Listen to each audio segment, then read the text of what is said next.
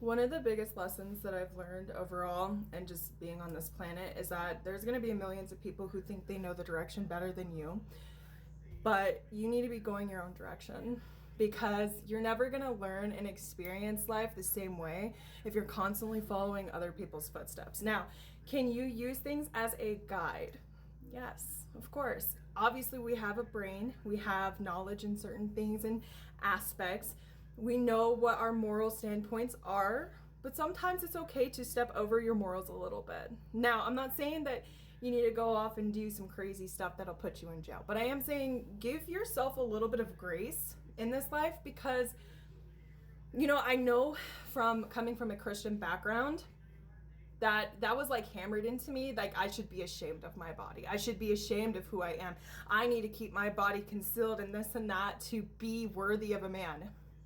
I'm not sorry when I say this, but my worthiness has nothing to do with a man. My worthiness has everything to do with my soul, has everything to do with my internals, like who I am as a individual. And if somebody's going to dictate who I am based off of my body, that says enough about them that they only care about what my body can do for them than what I can do, right? And plus, another thing is like, as a woman, we are told that we're supposed to be like these providers and stuff like that for a man, but I don't feel like that was how it was supposed to be at all. We were supposed to be equal, okay? And it even states that in the Bible that we were made equal in the beginning. And they did remove the person that they were equal with. Let's be real here for a minute. Because in the beginning, God made man and woman. He didn't mistake not making a woman, right? Eve was made from the rib after they were made equal, which means there was another woman. I'm gonna be real. Why would the Bible state that? It's because there's confusion, right? And this is where you need to start doing your own research, because the way that I have looked at it is the church as a whole wanted to control people's narrative, the way that they think about life, okay? And I just, for me personally, I look and I dig and I find more and more information, especially if you go and look into other scriptures from other Bibles, other religions, because there is a lot to understand. Now, is there truth and lies in everything? Yes, and you need to understand that too.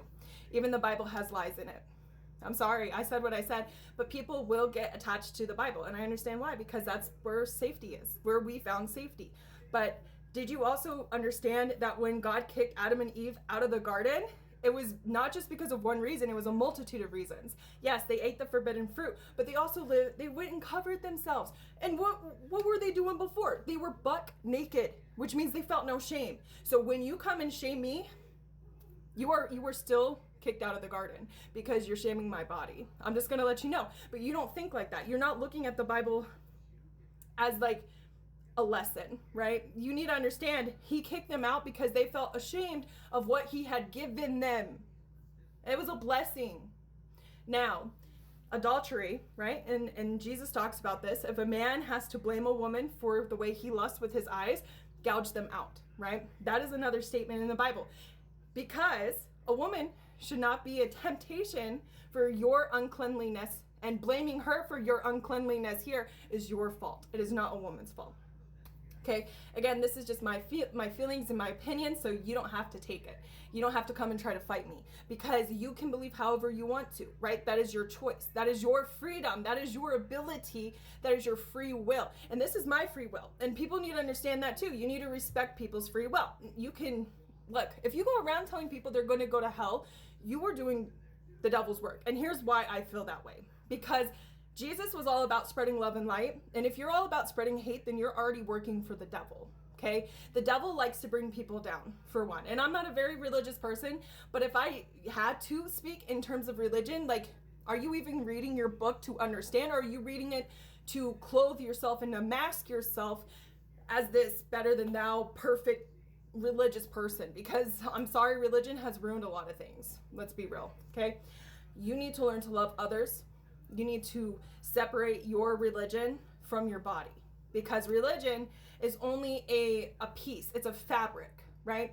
That you weave into yourself and understand where it stands in your life. When you are truly connected with God, you understand that God wants people to discover themselves, and he's experiencing life through us individually all the time, 24/7, as he is quote unquote, everything. God also created the devil. I'm going to put this out here. God created the devil, which means he has the capability of being the devil himself. Why? Because he was able to vision it and put it into existence and to create an enemy for himself. And we do that every day. Let's be honest. If somebody looks at us wrong, what do we automatically assume? What is this person's problem? Why don't they like me? No, you villainize them because of your shame, because you're afraid that somebody's going to judge you. So you cover yourself and you automatically assume that's you need to fight. Like, stop. Sometimes humans just look. Sometimes, like, even I personally, like, I'll zone out. I'll look somewhere and I'll zone out. It's not that I'm looking at you. I just zone out. And in that moment, you're just in that direction. I'm sorry. and people take such offense to it. But we are triggered, right? And until you learn that you have triggers and everything's a trigger to you, especially if you have a short temper, it's because you're triggered by everything. You need to look in the mirror. You need to understand that not everything is an attack to you. Not everything is because of you. The world does not revolve around you. Okay. Now, do we have people that revolve around us and that try to steal our light and try to be us? Yes, of course. Of course they do. But those people we don't care about. There's a reason why they're in our energy. Okay. God sometimes uses nastiness, the darker side of people, so they can expose themselves. Sometimes they have to be ashamed and be shamed through their actions because eventually they do expose themselves. Evil always does.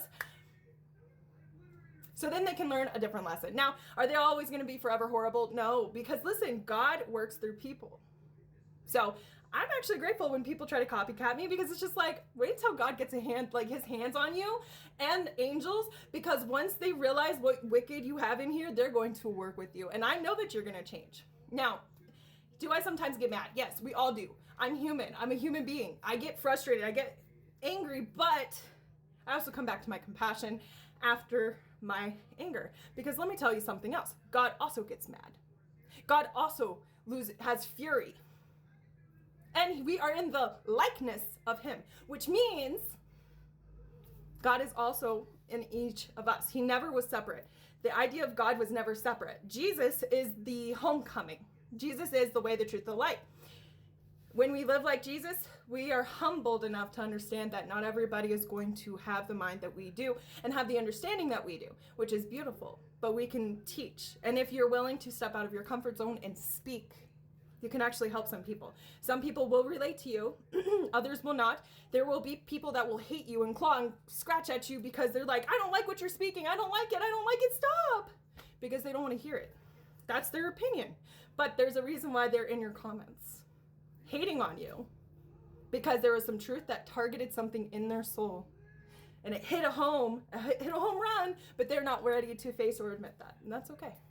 That is what life is about. We're here to uplift, to guide, to show a little bit of a different side of the way, so to speak. The way is through us and through Jesus and through the spiritual connections that we have. Now, not every way is the right way, right? But there is ways to go. It's love. Love is the way, right? However, the most beautiful part of life and the most energetic and the one that is the most powerful in terms of energy is authenticity. You know why that's the most powerful one? Because the more raw you are with people and the more like you, I guess like just you, yourself, you actually you're able to touch more people. And I don't mean like, don't be a weirdo about it, but like the energetic frequency can touch more people because you're not putting the mask on. You're not limiting yourselves because the saying, hear no evil, see no evil, speak no evil. When we are fake, we put on the shaders. We hide ourselves. We hide everything we are. Now, do we speak evil to people? No, don't do that. Speak light. Now, do I have my moments? Of course, we all do. We are human, but forgive yourself and move forward. Don't hold yourself in condemnation because that is God's job. He will hold you accountable, but don't feel guilt because if you're trying to do good, God will see your soul. He knows you better than people know you. And you are not here to entertain blood. You are here to uplift and guide blood to going back to finding their home. Okay? All right, that's what I have to say.